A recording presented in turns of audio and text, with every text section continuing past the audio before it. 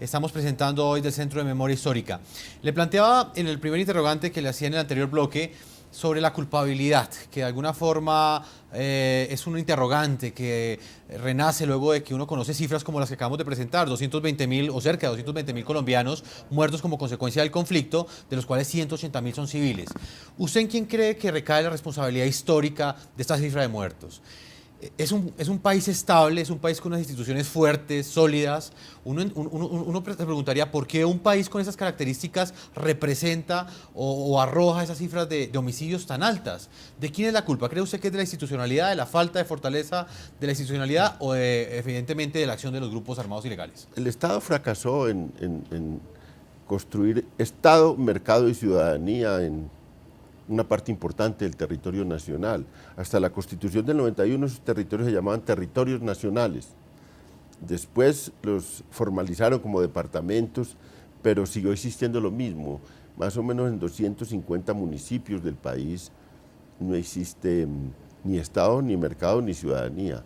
No existe una competencia política, un pluralismo político, la institucionalidad es absolutamente débil.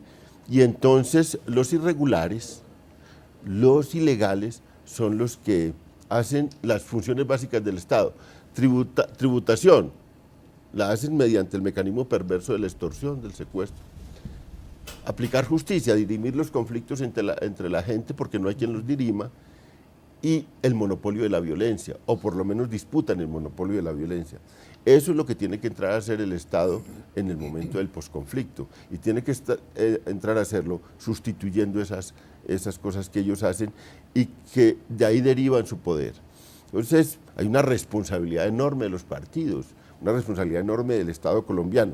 Claro, para efectos de la victimización hay una responsabilidad en todos los que estuvieron en una guerra totalmente degradada, porque la proporción es de 4 civiles por un combatiente muerto.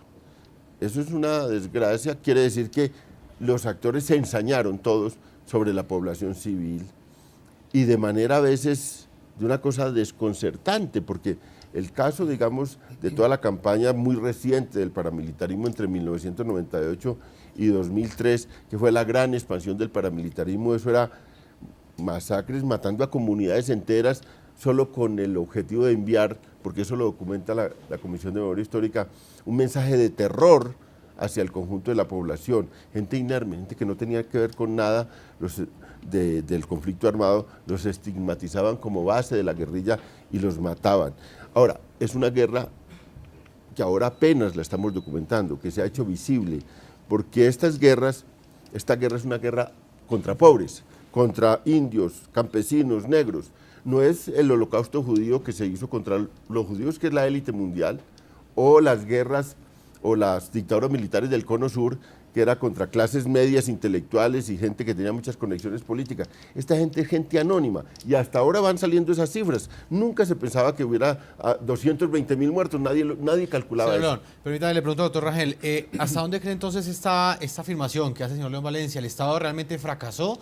Y también quisiera preguntársela en el contexto de lo que pasa actualmente, ¿hasta dónde, digamos, esta solución que se está planteando, una negociación con grupo armado ilegal, una negociación política, hasta dónde eso va a acabar con esa posibilidad de que en el futuro aumenten las muertes, o hasta dónde va a llevar a que esas muertes en Colombia, o mejor, la violencia en Colombia, siga creciendo en los próximos 50 años? Sí, a mí me preocupan esas tesis como la de León Valencia, y creo que es una de las conclusiones de este informe, según la cual pues, la responsabilidad es de todos. Y cuando la responsabilidad es de todos, pues la responsabilidad no es de nadie. Yo creo que hay que establecer niveles de responsabilidad. Aquí hubo unos proyectos políticos, militares, de grupos armados, de las FARC, del ELN, de los grupos guerrilleros que se han desmovilizado, que hicieron una guerra contra la sociedad y contra el Estado. Y fueron los que atacaron a la sociedad y el Estado, que generaron anormalidad, generaron crímenes. El Estado se defendió, malamente se defendió, violando la ley en algunos casos. Esos proyectos de los grupos guerrilleros provocaron, ante la ineficiencia del Estado y la tremenda victimización de que era objeto la sociedad civil en Colombia, provocaron el surgimiento de los grupos paramilitares, que a su vez asolaron con toda la barbarie al territorio nacional, Pero yo creo que hay que establecer niveles de responsabilidad. Son estos grupos irregulares armados los principales responsables, los más directos responsables de esta barbarie que ha vivido el país.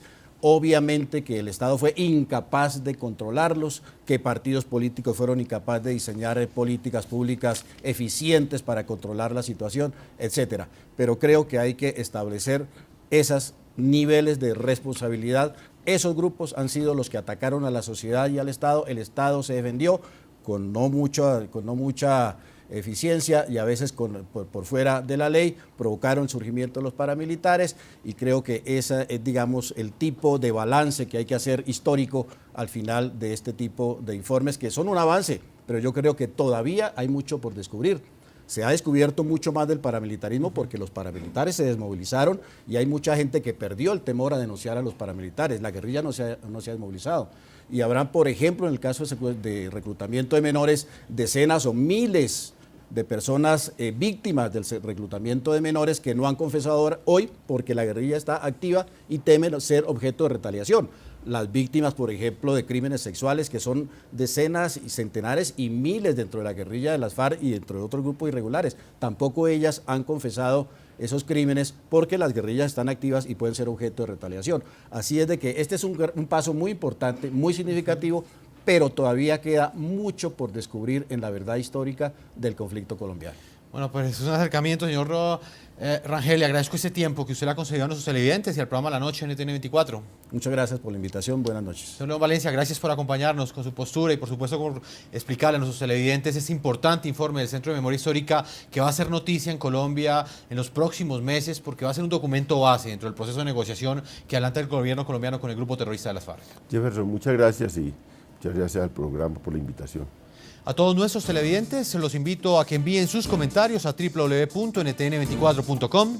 También a que escriban en Twitter a @ntn24, @segurizati, ntn24, @Jefferson, ntn24. Las cuentas aparecen en la parte inferior de nuestra pantalla. La noche seguirá encendiendo las luces para que usted vea el punto clave de la noticia. Muy buenas noches.